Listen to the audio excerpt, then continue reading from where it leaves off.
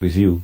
Perhaps we like to start off with this idea of or discussions concerning national unity. You've mentioned in past sessions about how there has been increasing polarization amongst the races, amongst the peoples in Malaysia. And you have, I believe, spoken about this issue and your father back all the way back to the 70s. Now, how do you see as should be the basis of national unity to begin with? I think this question was addressed by my father as early as the 50s, not the 70s actually, Shafiq. Right. It's the 50s where he was asked about national unity and what should be the basis of national unity. And at that time he was mentioning that the language should be the basis of unity. Okay. Meaning Bahasa Melayu should be the basis for national unity. And I still think that should be the case. If you ask me today, can the Bahasa Melayu or Bahasa Malaysia be the basis for national unity? Of course I would say yes, it can be. But that also depends today about how we understand Malay language. Okay. Because I think the Malay language today has become diluted. Not only has it become diluted, but it has been corrupted with a lot of foreign elements, foreign understanding. And as you know, this is the reason why I think my father mentioned in the beginning, in the 50s, that it should be Bahasa Melayu. So in this sense, national unity, you can't legislate anything else. There's no way that you can bring religion into it, because you can't legislate religion. You can't legislate a custom or a tradition. The only thing that you can possibly legislate is language. And I think national language should be the Bahasa Melayu. And that's why it should be used in government, but not the kind of language they are using today. Let's be very clear about that. The language that they are using today is one language that has already become corrupted. We cannot, as Muslims and as the Malays ourselves, cannot be proud of the fact that the language they are using in Parliament today is Bahasa Melayu. It is not. It is a corrupted version with the influence of many other terms that we have now imported into our language. And that's not saying it's a bad thing. It's not saying that Bahasa Melayu is a pure language without the importation of other terms. Of course there is. There are other terms from the Chinese, for instance, and from the Indians as well. But we have to remember that, because like I said, today's Malay language that they are using is already corrupted and infiltrated by a lot of these ambiguous terminologies, and it has become vulgar, actually, in my opinion. It's not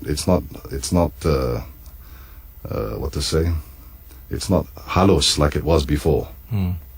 But perhaps you could enlighten us further. What is the kind of Malay language? Can you give us some reference points? Because I was informed that many youth today, whether they be in Malaysian youth in general, they find it very difficult to appreciate the Malay language and to articulate Malay language. They find it more convenient to articulate in English. So, but what perhaps this is due to the corruption that you mentioned. But of course, what do you think? What kind of Malay should they really master and be reacquainted with, Dato'? Then, well, I think that, for instance, this is another thing that my father has suggested in the 70s also, when he again reiterated the importance of the Malay language. In particular, when we were talking about that, we were talking about the Jawi language. Of course, Jawi is the Malay language today. But in those days, when Jawi was still prevalent, he was making a point that we need to understand the Malay language, and we need to teach it in universities, and we need to use it also when we are dealing with the humanities in the university. That was what he was emphasizing, that you need to teach in Malay. Of course, in those days, in the 70s, it was not like it is today. Today, it's much worse.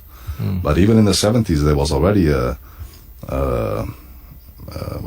preference to not teach things in Malay, because the Malay language at that time was also infiltrated with other influences, and therefore it had become a bit ambiguous as well.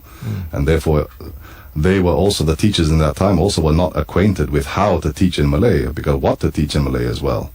And this is a reflection of the youth today. We can see, if you are saying to me now the youth are feeling difficult to teach, to express themselves in the Malay language, and rather they would prefer to use English. This is what we are seeing today as well.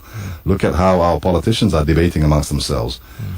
Every next word is in English. Exploitasi, merealisasi. I mean, it's all of these things these are not Malay terms actually. They are Malayanized terms from the English.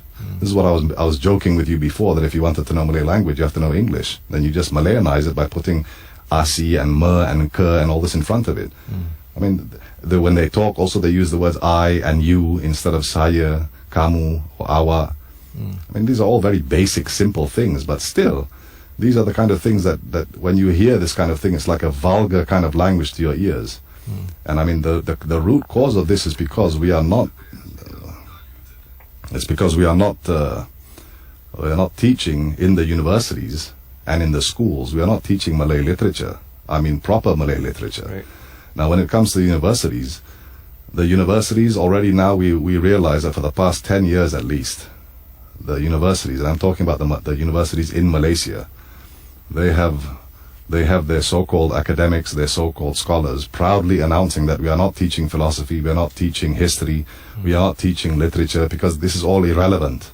And I remember this was about at least 10, 12 years ago they were talking like this. Okay. That philosophy, history, all of these things are irrelevant, and therefore we are going to move forward. Now, this is the problem with the Malaysian University of today. Even though they call themselves university, they are not really universities, because there is no universality in them. What they are teaching is more geared towards the industry.